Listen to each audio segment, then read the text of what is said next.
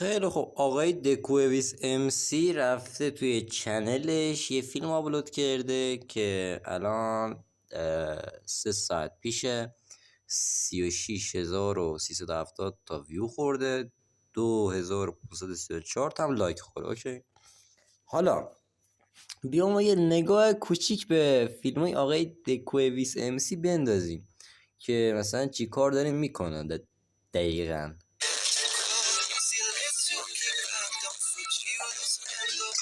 خیلی خوب بچه نگاه کنید. الان من چیزی که من میخوام به شما بگم هاتبار آقای دکویویسه. حالا نگاه کنید، الان من از شما میخوام به این وولا یه ذره دقت کنید. اوکی، وولاش سفیده.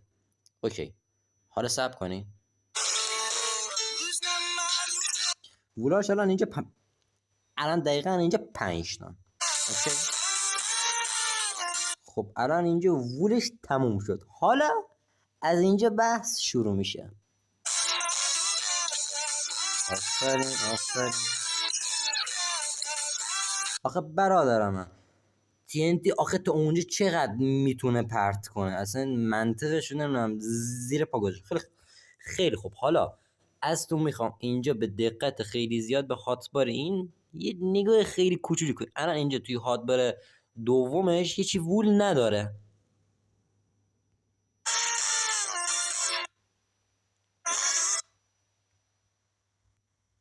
حالا یه سوال من شما دارم، الان ایچی چیه؟ واقعا حیفه.